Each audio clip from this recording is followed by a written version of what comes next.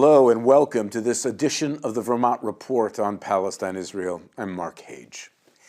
In the last 6 to 7 weeks, Israel has been waging an unrelenting war, and a highly destructive one, in the occupied West Bank. More than 40,000 Palestinians have been displaced from their homes, many killed and wounded. There is no end in sight.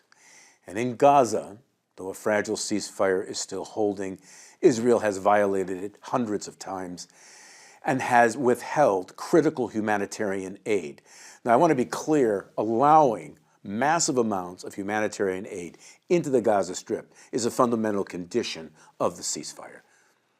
Our first report tonight from the Listening Post examined Israel's latest war crimes in Gaza, the withholding of humanitarian aid in particular, and the tacit support that has from U.S. and international media. Our second report, also by the Listening Post, examines the work of the Anti-Defamation League, one of the largest, most popular or well-known and well-funded NGOs in the United States.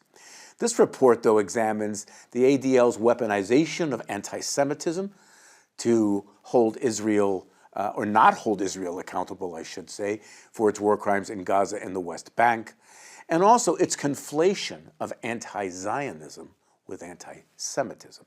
The two are not the same. Here now, two reports from Al Jazeera's The Listening Post. The latest bewildering developments on the state of the ceasefire in Gaza. The prisoners still held by both sides. The news outlets captivated by the Israeli narrative, regardless of the facts. The LA Times wants to give readers counterpoints to its opinion pieces, arguments that are being generated by artificial intelligence. And the ADL and its MO of equating anti-Zionism with anti-Semitism. We take a look at the Anti-Defamation League.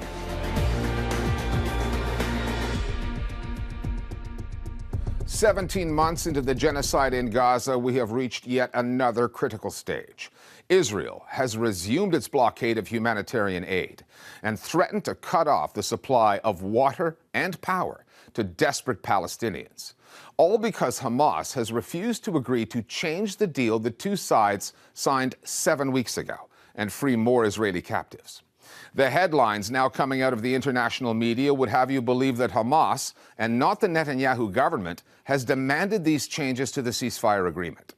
Israeli officials somehow insist there's enough food in Gaza, and you will not see many Israeli news outlets reporting on the undeniable evidence of malnutrition there. Plus, it's not like the Israelis are mincing their words on this. They call it part of their hell plan for Palestinians. Despite all of that, and the open resumption of war crimes, global media organizations keep headlining this story in the way that they do, the Israeli way. To better understand the latest developments coming out of Gaza, it is best to disregard many of the headlines the international media have been churning out. The ones that say or even suggest that Hamas, and not Israel, is responsible for the looming collapse of the ceasefire. When I look at the headlines, the statement that is constantly missing is Israel violates ceasefire agreement. There is an agreement. One party is trying to redefine the terms of an agreement. Another party is seeking to continue to implement an agreement. Israel has attempted to shift the goalposts. They've cut off food supplies into Gaza, which were meager to begin with, and they're now threatening to cut off electricity and water. What they're doing is criminal, it's pathological, it's typical also. And the people who are going to lose here, as usual, are the people of Palestine in Gaza.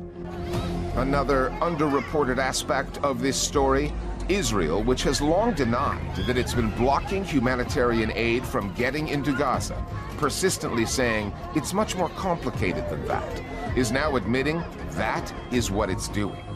Openly, casually branding its renewed collective punishment of Palestinians as its hell plan, while accusing Hamas of hoarding food, starving its own people.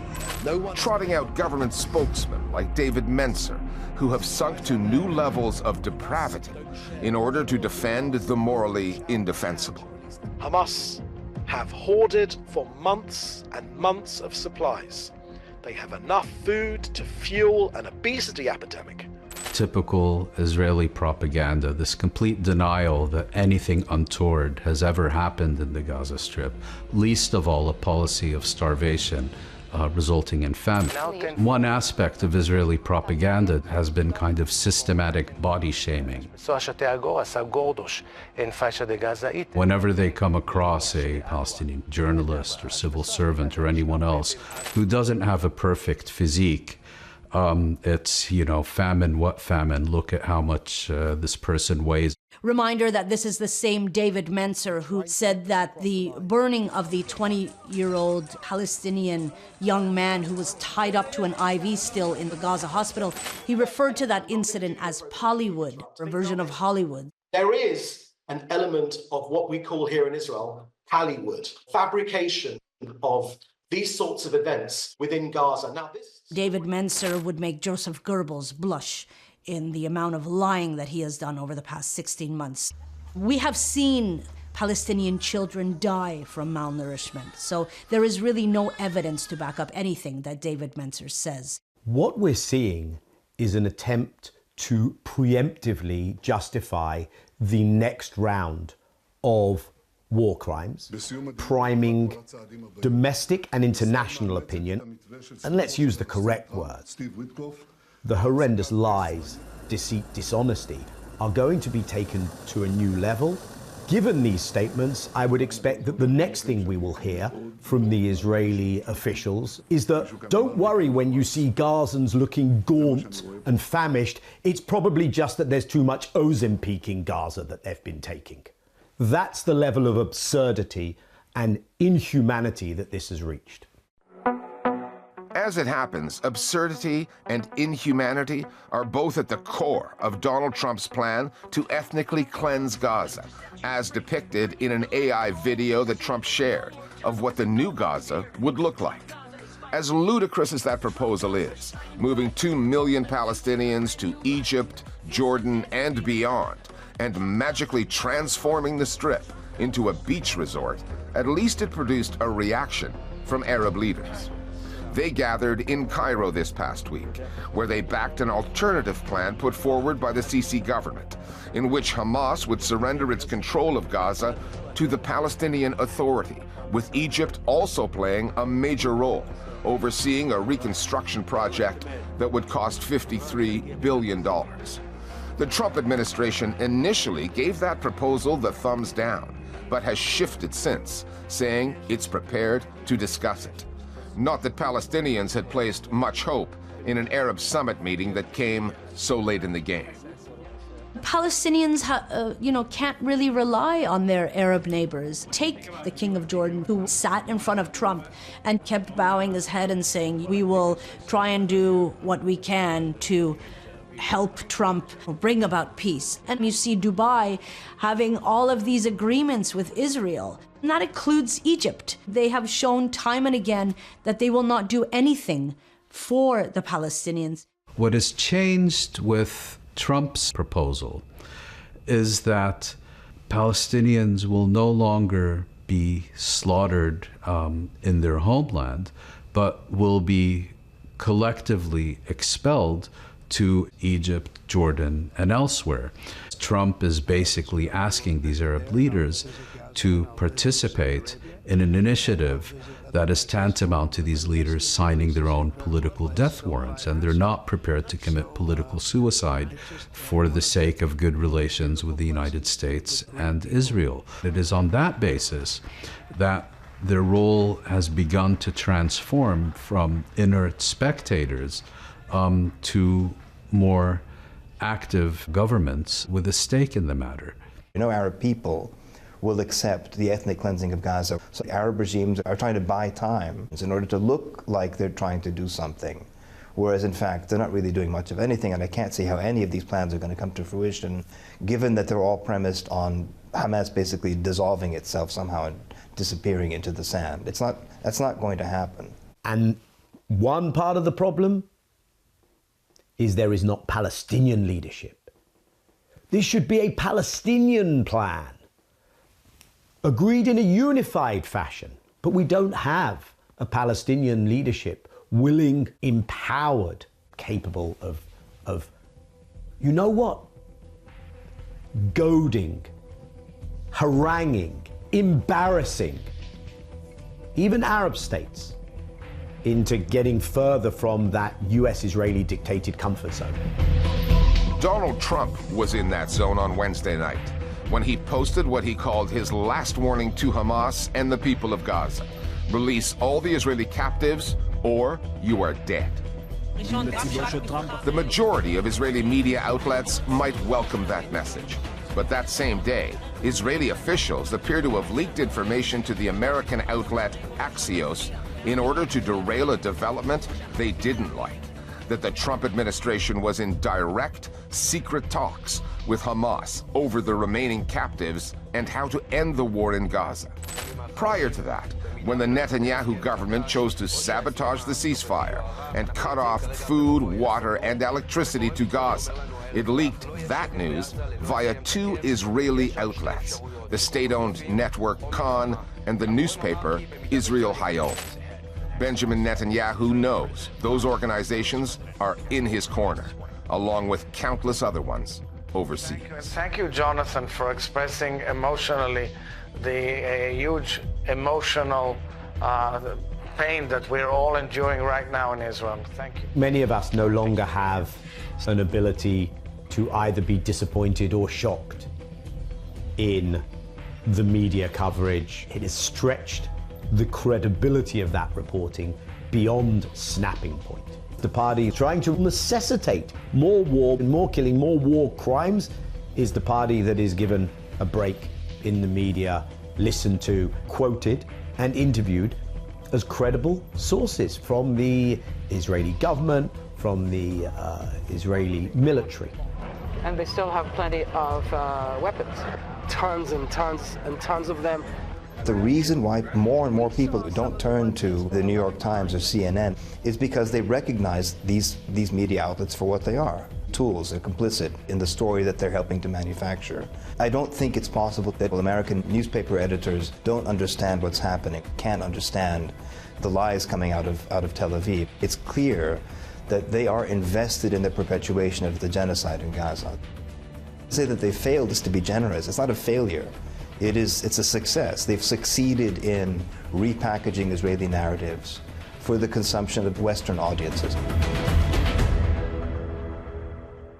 The Anti-Defamation League, the ADL, is one of the most prominent NGOs in America. It calls itself the world's leading expert on anti-Semitism, and, judging by the amount of airtime it gets, plenty of news outlets agree. The issue is that the ADL and its CEO, Jonathan Greenblatt, are taken far more seriously than they should be. Those who really know this organization, including some of its former employees, say the ADL's mission to call out and combat anti-Semitism is inherently compromised by its constant defense of the State of Israel. The ADL has pushed to have any criticism of Zionism equated with anti-Semitism, and that has landed Arab and pro-Palestinian groups on the ADL's blacklist. Even Jewish American activists opposed to Israel's occupation and the genocide in Gaza are, in the eyes of the ADL, anti-Semitic. The Listening Post's Meenakshi Ravi now on the Anti-Defamation League. ADL is in the news and on the front lines. The rejection of anti-Zionism and anti-Israel sentiment. The Anti-Defamation League, the ADL, says its annual conference is the world's largest summit on anti-Semitism and hate. Wow, wow, wow, wow. The event is a showcase of the pull that the ADL has. Thank you, ADL, for the work that you do for all of us. It's one of the most well-funded and best-known NGOs in the United States. Its summit takes place in New York, where the ADL is headquartered, and big-name speakers from politics, entertainment, and social media come in for a turn at the podium. Yes, never is now. Leading the extravaganza is CEO Jonathan Greenblatt. He's been the front man of the ADL for a decade, and he's a frequent voice in the media. Joining us now is Jonathan Greenblatt, the CEO of the Anti-Defamation League. Thanks so much for being here on this day. We see Jonathan Greenblatt on cable news programs with such incredible regularity. You would think There's nobody else available. What do you think these social media platforms are supposed to do? What's the responsible thing to do? He's ubiquitous partly because he gives the media what they want. Disturbing rise of extremism. Israel's a country that faces relentless terror attacks. I worry about this every day. Every time he comes on, he's speaking about a crisis, and that language is appealing to the press. Anti-Zionism, I've long said, is anti-Semitism. I was wrong. Anti-Zionism is genocide. Jonathan Greenblatt is a very well-connected political operative, and he's riding this wave of the ADL's name having unwarranted credibility with the media. And if you wouldn't tolerate it if someone is wearing a swastika on their arm, I'm sorry, you shouldn't tolerate it if they're wearing a keffiyeh. All right, Jonathan Greenblatt, thank you so much. Greenblatt suggested that tolerating people wearing the Palestinian keffiyeh, a basic symbol of Palestinian culture, that is tantamount to tolerating people who are wearing swastikas.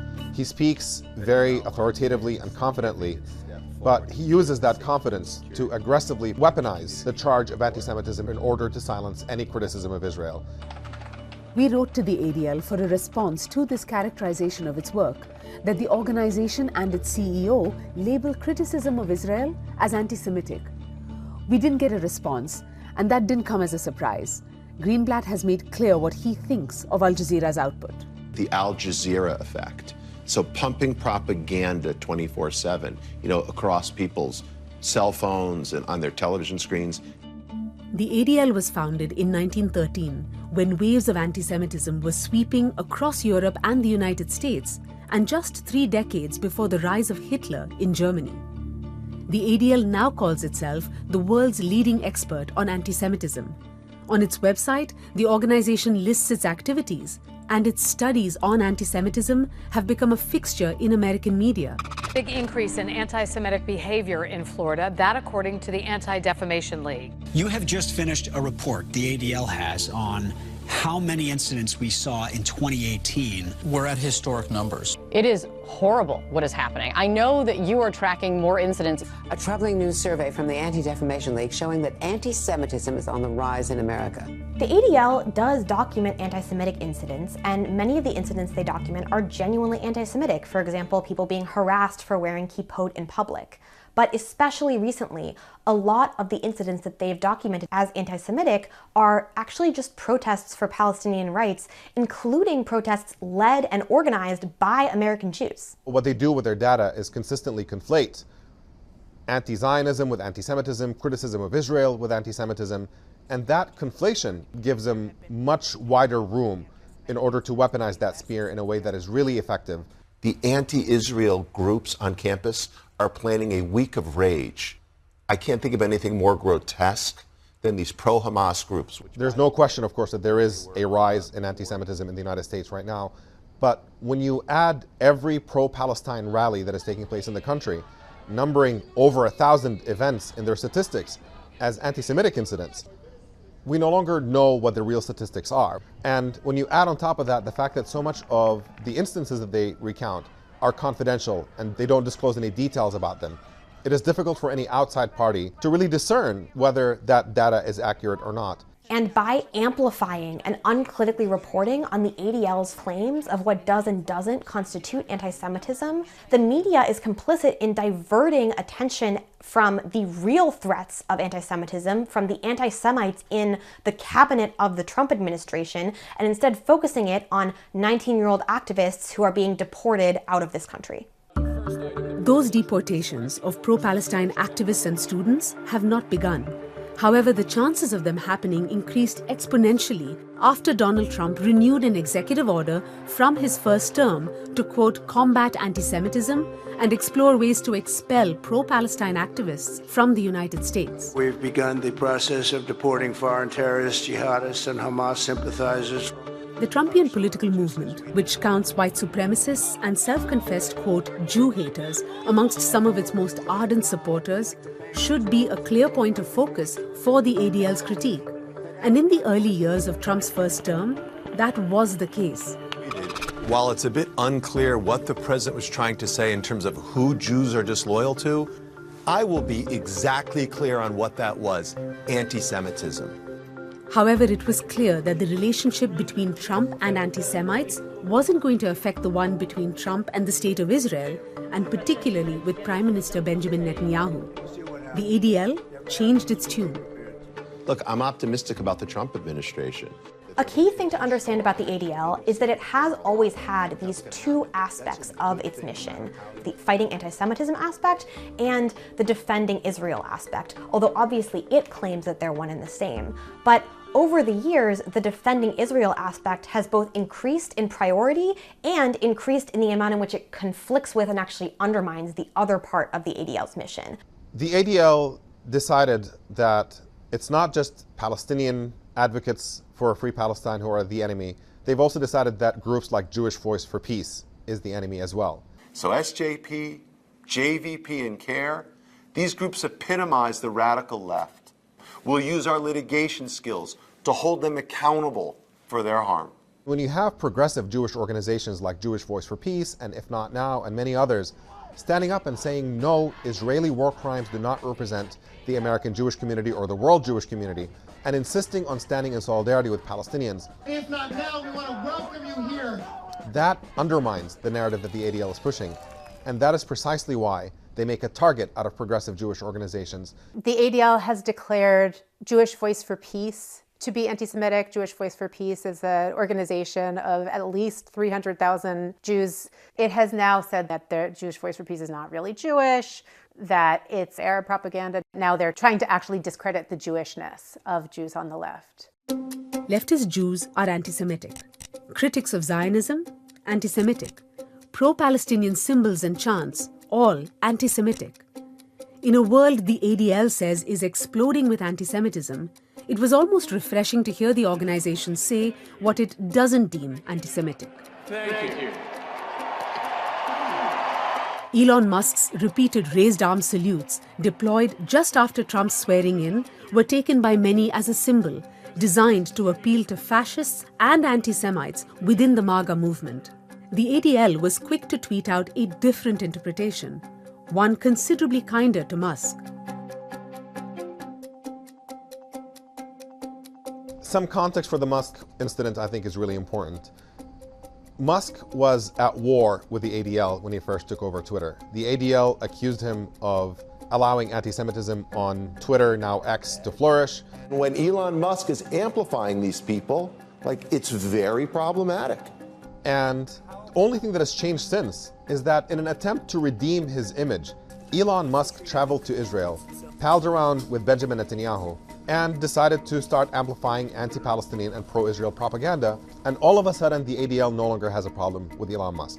Regardless of what the ADL's motivations were, the ADL's statement on Elon Musk's Hitler salute in many ways marks the completion of the ADL's trajectory from a civil rights organization to a willing enabler and partner in the current authoritarian anti-Semitic governing coalition. And it means that citing the ADL when we most need people to take anti-Semitism seriously is extremely reckless and irresponsible. Our next report features remarks given by Daniel Levy at the United Nations on Tuesday, February 25th. Mr. Levy is an interesting person. He's not your usual commentator on matters pertaining to the West Bank and Gaza. He's an Israeli Jew, and he's a former negotiator for the Israeli government and an advisor to different prime ministers. When he went to the United Nations recently, his purpose was to talk about a new and shared vision of peace and justice for Gaza and for Israel. He condemns what he calls zero-sum thinking, and he lays out a roadmap to a complete ceasefire, the installing of a new government in Gaza, and work toward a two-state solution. Here now is Daniel Levy speaking at the United Nations on February 25th. I would like to offer some thoughts on the immediate challenges and the broader scaffolding required for a better future. Israelis deserve security. Palestinians deserve security. Zero-sum outcomes can never deliver that. An inescapable anchor of this reality is the acknowledgement of the power asymmetry between an occupying, colonizing state and an occupied, colonized people. But more important, before all of that, I want to really express how moving and good it is to see Miss Agmani here, humbling and heartwarming. I, and I'm sure many others, have seen other images of you from different times. Now these times you managed to accompany Prime Minister Netanyahu in Congress. You were on the stage for the inauguration of President Trump. Now here, thankfully safe. Your partner not yet. And it was so important to hear your testimony of an awful experience to which no human should ever be subjected, because it reminds us that at the end of the day, this is about people.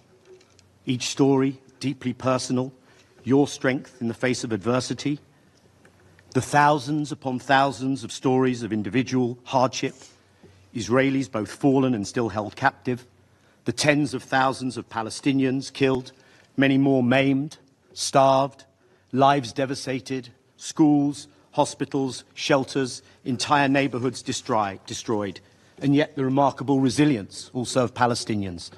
Dr. Hussam Abu Safir, the director of Kamal Radwan Hospital, still mistreated and held in Israeli detention.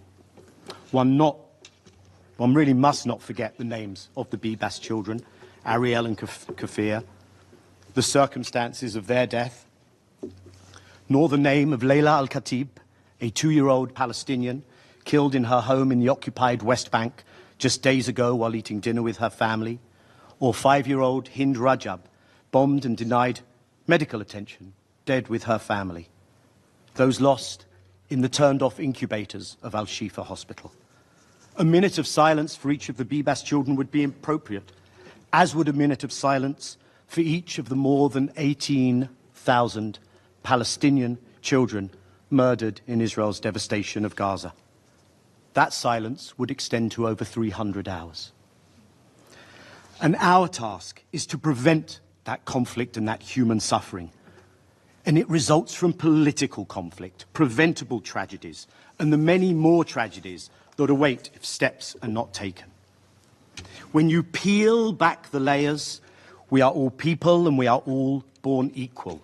We can and sometimes should use strong and emotive language, but what we have at the end of the day is rules, is laws, is charters, is conventions, is rights that are codified.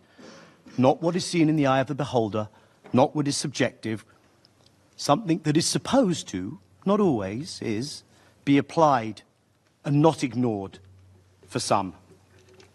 This body is architect, author, arbiter of those rules and statutes and conventions. And whether it's a non-state actor or a partisan resistance or a state, the question must always be, are you acting in accordance within those conventions and laws and charters?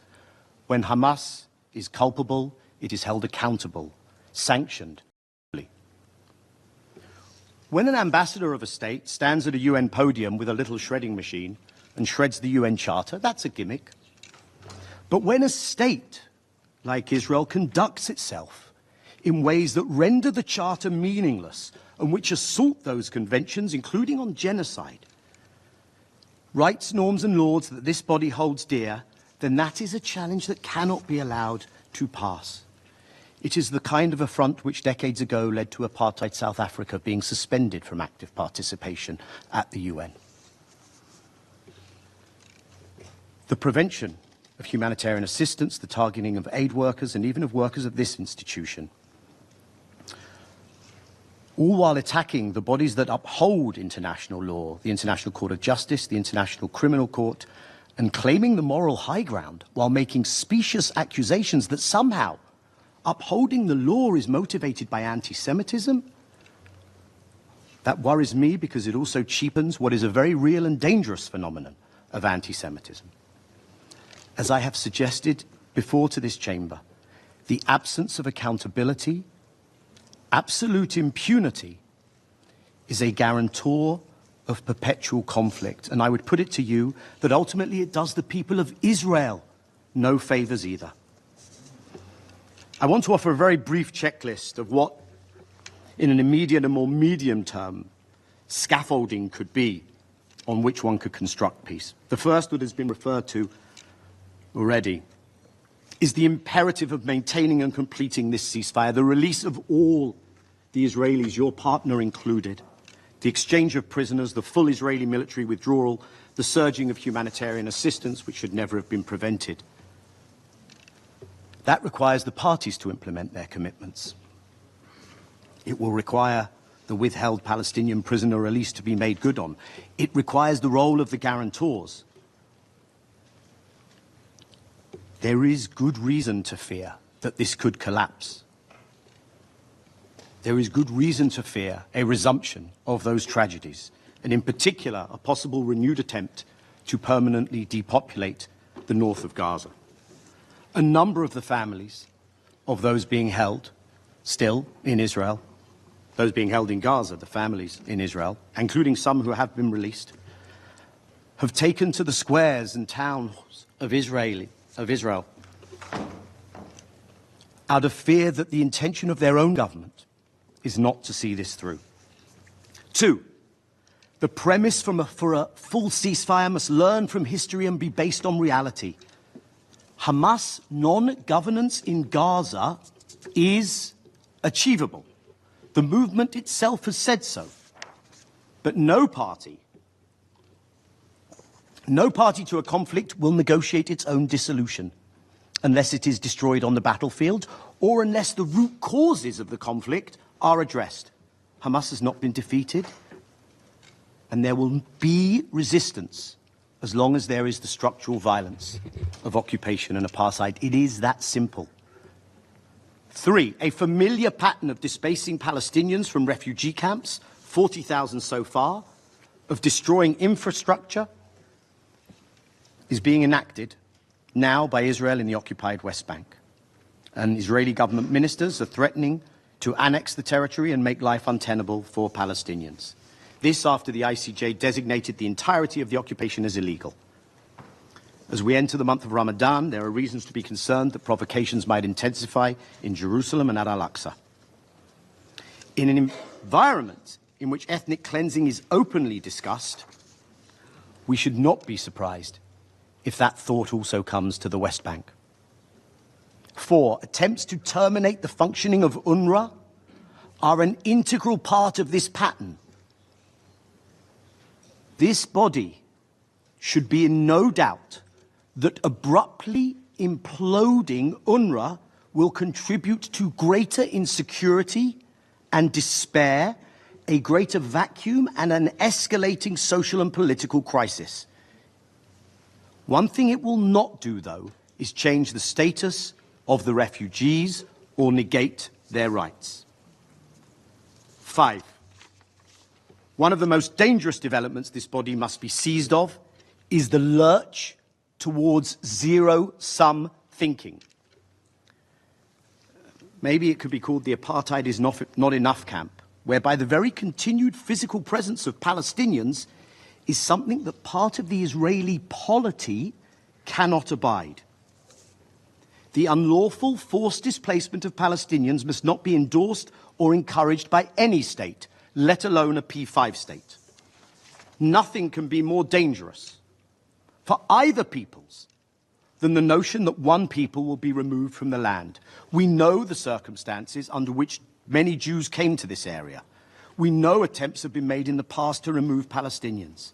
Neither people will be ethnically cleansed nor submitted to genocidal violence. That both people have a permanent home in this land should be a foundational principle. Given point 6, given the above, if a commitment to 2 states is to be meaningful, then as you said, the urgency of generating a radically revised incentive structure cannot be exaggerated. I would argue that quite simply it will have to be imposed on the occupying power. And that is the stiff challenge facing the Global Alliance for the Implementation of the 2-State Solution and the International Conference due this summer. Partition was the solution bequeathed by this body when there were fewer than 60 members of the UN. 33 states voted for partition in 1947. Much of Africa, Asia, the Caribbean remained under Western colonial rule. In the absence of partition, what we have is a single dominion under an apartheid regime. All in a place where Christians, Jews and Muslims have lived together in the past.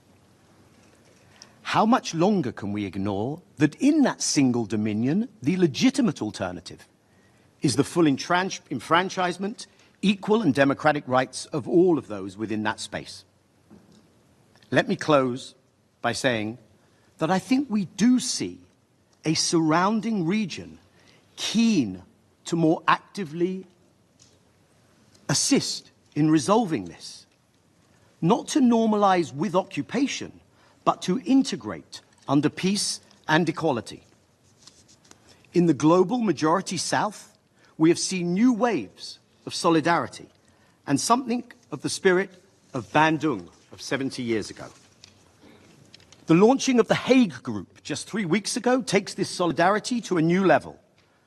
Those states committed to something that should be so self-evident, to uphold the rulings of the ICC, the ICJ, of this body when it comes to Palestine. And I urge all law-respecting states to consider joining this group. And globally, we live in an era of multipolarity, which, if I may say, the Chinese Foreign Minister Wang Yi some days ago in Munich said equal rights, equal opportunities, and equal rules must be the basic principles to avoid the Pandora's box of the law of the jungle and to avoid zero-sum games and exceptionalism, end quote. Applied to Israelis and Palestinians, it means both peoples are part of the future of this land, not at the expense of each other, but equally deserving the right to live in peace, security, and dignity. Thank you. This next report is unusual and intriguing and provocative. It was recorded by Middle East Monitor, and it features Gwen Daniel. She's a psychotherapist, a trainer, and a writer. And she begins to examine Israel's insistence that Palestinians are to show no emotion, to not demonstrate any kind of joy or happiness or relief when their loved ones, family members or friends or neighbors, are released from Israel's prisons as part of the ceasefire terms between Gaza, or the Palestinian resistance in Gaza, and the Israeli government.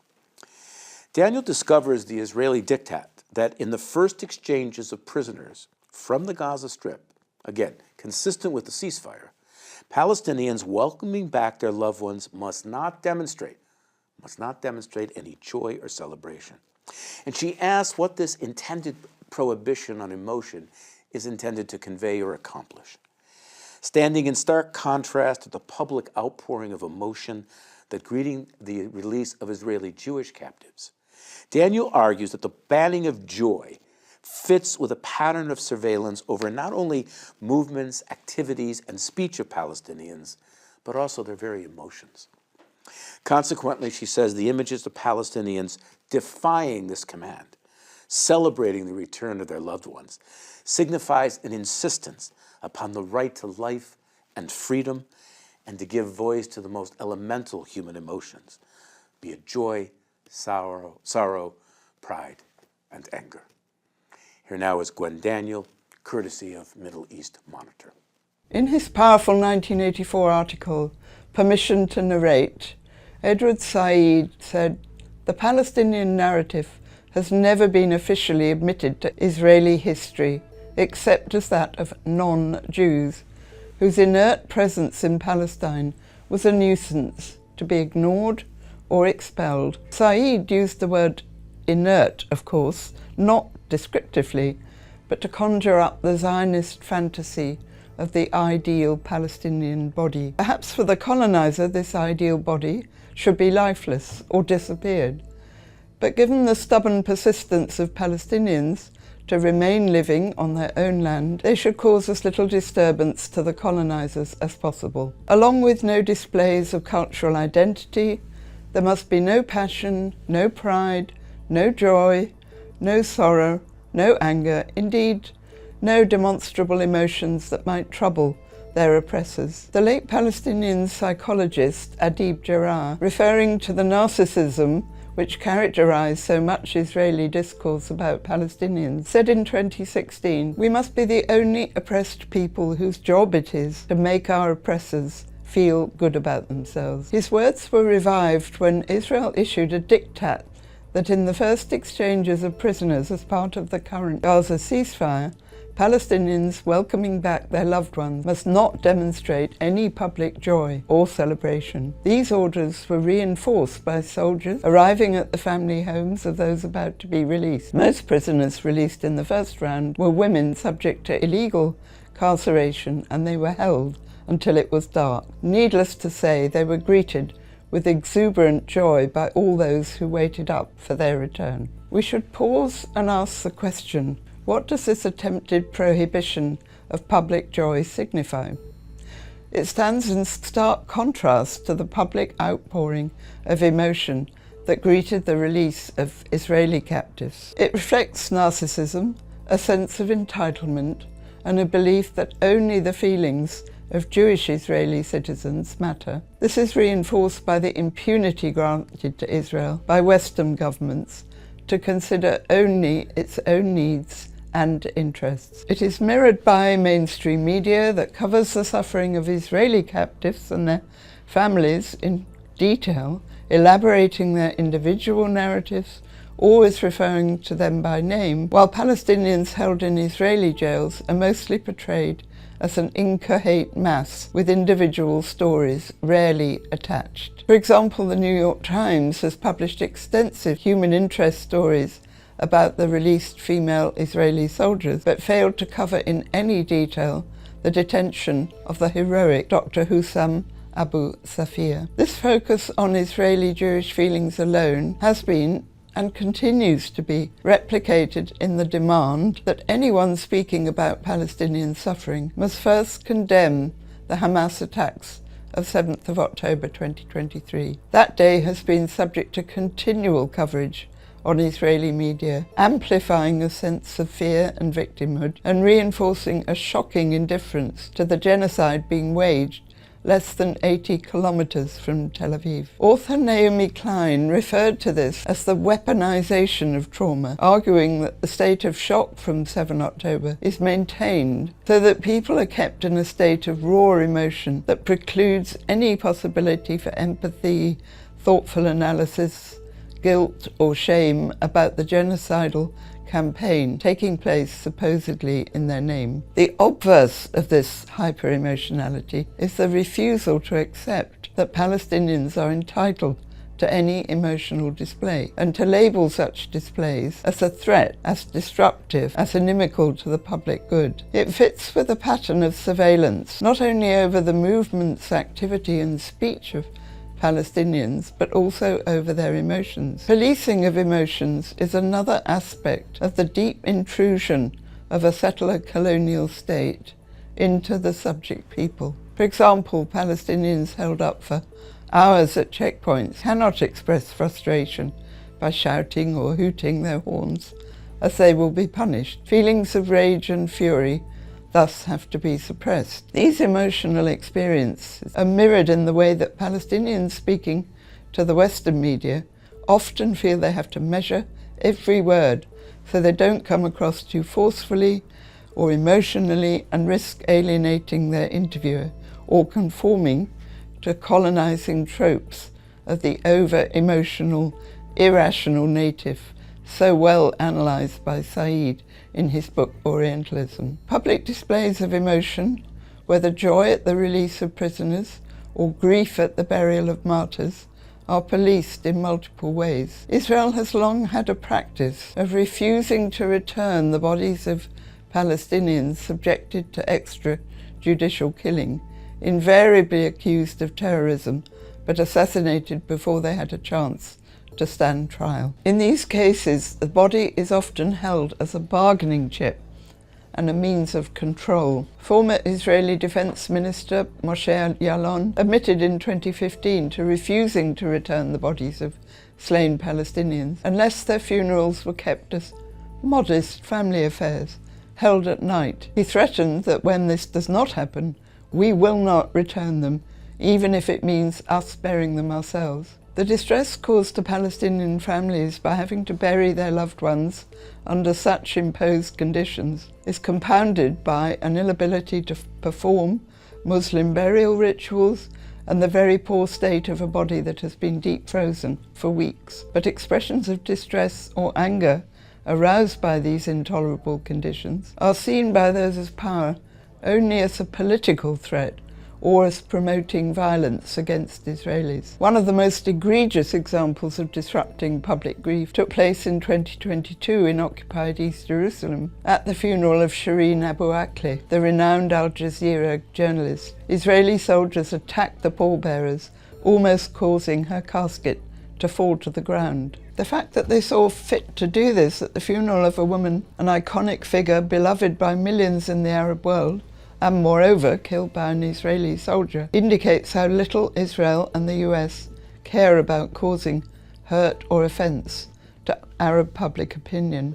Emotions, to quote Said's comment about facts, do not at all speak for themselves, but require a socially acceptable narrative to absorb, sustain and circulate them. How emotions are narrativized is a function of power, and in a context of extreme power imbalance, only the emotions of those with power are allowed to count. Thousands of Palestinian scholars, journalists, activists, poets and novelists have shared the historical narratives forming the contemporary Palestinian experience, and thereby placed actions and emotions, including those of the Hamas attacks of 7 October, in an explicable context. But the refusal of Israel and its defenders to connect Palestinian actions to any history or context, alongside a construction of all resistance as terrorism, is a sterile and repetitive practice of power. The obsessive need to police emotions is one such practice, ultimately a sign of weakness and vulnerability. On the first day of the Gaza ceasefire, 3 young Israeli women emerged from captivity into the light to expressions of joy that few would begrudge them or their families. In the middle of that night, 90 Palestinian women and children emerged from the darkness of their captivity, but they were not intended to emerge into a jubilant, joyful light. The occupying power preferred to keep them in the dark, conjuring up former Chief of Staff Raphael Eitan's vile phrase from 1982, like drugged roaches in a bottle. The attempt to suppress displays of emotion that challenge the oppressors must be seen for what it is, and always has been, a deeply racist and dehumanizing worldview. The families of the released detainees refused this dehumanization and insisted on celebrating. This can be seen as an act of resistance. However, the word resistance conveys reactivity to oppression and accords therefore too much power to the oppressor. Far more than resistance, it is an insistence upon the right to life, livability, and the freedom to give voice to all human emotions, whether joy, anger, sorrow, or pride.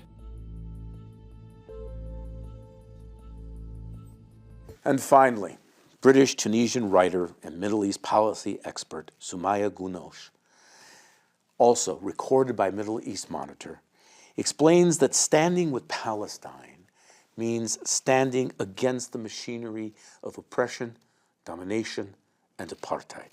It means rejecting the very structures and policies that perpetuate imperialism and domination, and it means affirming the sacred value of life. To stand with Palestine is to affirm the sacred value of life and to reject all that would crush and deny life.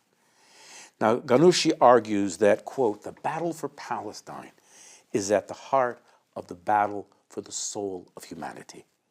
She describes it as a struggle, quote, that pits ordinary men and women against a powerful, unyielding global elite, a clash between the forces of dignity, justice, and freedom on one side, and supremacy, inequality, and colonialism on the other. Here now is Soumaya Ghannouchi, also courtesy of Middle East Monitor. So last week, Donald Trump returned to the Capitol as president. Naturally, it was nothing short of a spectacle, bombast, theatrics, and a generous dose of self-congratulation. But what really struck me was his speech, where he resurrected that old chestnut, American Manifest Destiny. Now, if you're not familiar with the term, Manifest Destiny sounds grand and visionary, doesn't it? Until you realize what it actually means. It's essentially an excuse for conquest and domination, neatly packaged in the language of exceptionalism. And Trump, he's all in. This time, though, his ambitions have gone interplanetary, that's right. Mars is now the next chapter in America's mythology of expansion. Colonizing a new planet because clearly we've done such a great job of this one. That said, Trump's expansionist dreams didn't begin with Mars. Before aiming for the stars, he floated the idea of buying Greenland, mused about annexing Canada, and regularly invoked the Panama Canal as a symbol of American power. Whether it's land, trade routes, or entire planets, it's always the same story, domination masquerading as progress. But here's the thing about Manifest Destiny. It isn't just some abstract idea. It's a doctrine soaked in blood. It justified the genocide of millions of Native Americans, the theft of their lands, and the obliteration of their cultures. It's violence cloaked as inevitability. And now, Trump is dusting it off and revamping it for a new age. But let's talk about the inauguration itself. Sitting in the front row like emperors surveying their domain were Elon Musk, Jeff Bezos, and Mark Zuckerberg. These aren't just tech billionaires, they're architects of modern power. Musk, for example, was worth a mere $2 billion in 2012. Today, $449 billion. Bezos went from $18 billion to $245 billion, and Zuckerberg climbed from a mere $44 billion to $217 billion. Meanwhile, the federal minimum wage in the US has been frozen at $7.25 an hour since 2009. Let that sink in. These fortunes could end global poverty, yet they've been amassed in a world where millions struggle just to survive. It's the divided states of oligarchy where billionaires thrive and everyone else is left scrambling. And Musk, well, he didn't just show up with his billions. He brought along the baggage of his recent Nazi salute. Yes, you heard that correctly. Musk, with a straight face, threw up a Nazi salute. And what happened? Pro-Israel figures rushed to his defense. Why? Because let's be honest, it's not about anti-Semitism for these people, it's about Israel. Musk parrots their narratives and amplifies their propaganda on X. So a Nazi salute? Apparently that's something they can look past. It's funny, isn't it? Not in a ha-ha way, but in a deeply twisted way. It's not just about money though. These billionaires are deeply tied to state violence. Google, Amazon, and Microsoft have provided AI tools to enhance Israel's military capabilities. Meta, Zuckerberg's empire, has systematically silenced Palestinian voices, shutting down their stories before they can be heard. And Musk, he's turned X into a megaphone for Israeli propaganda. These men aren't passive bystanders, they're active participants in the machinery of oppression. And speaking of AI, here's where things take a nosedive into full-blown dystopia. For the first time in human history, artificial intelligence is being unleashed at an enormous scale in warfare, and Gaza has been the testing ground. AI-driven drones, predictive algorithms, advanced surveillance, it's like someone watched Black Mirror and thought, let's make it worse. They'll dress it up as precision, but let's be honest, it's cold, calculated, and utterly inhumane. This is mechanized mass slaughter, quicker, bloodier, and more devastating than anything humanity's blood-soaked history has ever conjured. Now, let's move on to the most chilling part of Trump's speech. Behind him stood the families of Israeli hostages, grieving, heartbroken, their pain put on full display. Trump turned to an Israeli mother and declared, "Had I been in power 3 months ago, your son wouldn't have died. We had a deal since July." Well, that's right. But here's what Trump didn't mention: The 10,000 Palestinians killed since July, the 50,000 slaughtered in the past 15 months. No Palestinian mothers were on that stage, their stories unspoken, their humanity ignored. And this silence, it's no accident. In Trump's universe, Palestinians simply don't exist. Their lives don't matter. Their suffering is invisible. But this erasure isn't unique to Trump. It is systemic.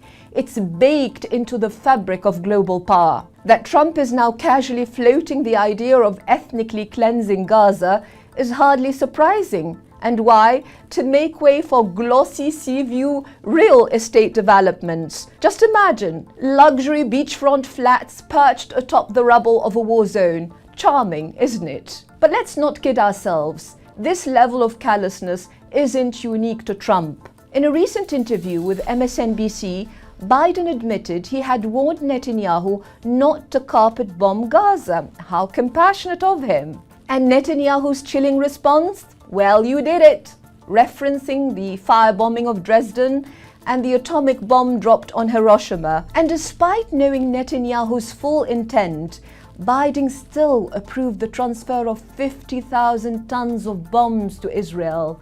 50,000 tons. Just think about what that scale of destruction means for a tiny place as densely populated as Gaza. This isn't just about bombs, though. The machinery of Western complicity is vast. The weapons come from America and Germany. The intelligence comes from Britain. The political cover is crafted in Washington, London and Berlin. Take Keir Starmer, leader of the Labour Party. He called it legitimate to cut off food, water and fuel to Gaza, legitimate to starve an entire population. Germany's Foreign Minister Annalena Baerbock went as far as defending the bombing of hospitals where women and children were burned alive. This is what Western power looks like: atrocities rationalized, genocide sanitized, and injustice normalized. And then there's the media. Western outlets do their part by amplifying Israeli narratives and silencing Palestinian voices. The New York Times published fabricated stories about sexual violence perpetrated by Hamas, sourced from a former Israeli soldier masquerading as a journalist. CNN, its staff protested the network's suppression of stories critical of Israel. The BBC, its Middle East coverage is managed by figures with links to Israeli intelligence, as was bravely exposed by British journalist Owen Jones. The result? A distorted reality where Israel is framed as the eternal victim while Palestinians are dehumanized. The truth is, the Palestinian struggle for liberation is the most asymmetric conflict in modern history. On one side, you have Israel, backed by the full might of the West, weapons, intelligence, political cover, AI technology, corporations, media machinery. On the other side, you have Palestinians, isolated, besieged, abandoned. They have no superpower to arm them, no institutions to shield them, no media to tell their stories, and yet they resist. Their very existence is an act of defiance. But here's what gives us hope. People across the world are rising up. In London, Paris and New York, millions have marched for Palestine. Universities have become battlegrounds, with students staging sit-ins and walkouts despite crackdowns. Protests are being criminalized, banners seized, activists arrested, but the defiance remains unbroken. The boycott, divestment and sanctions movement, BDS, is gaining ground, forcing corporations and institutions to sever ties with Israel.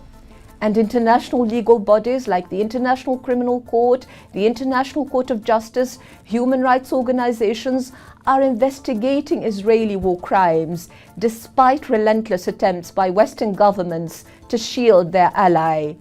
This global resistance isn't just about solidarity. It's vital to... As always, thank you for watching. I'm Mark Hage, and this has been the Report on Palestine, the Vermont Report on Palestine-Israel. We'll see you soon.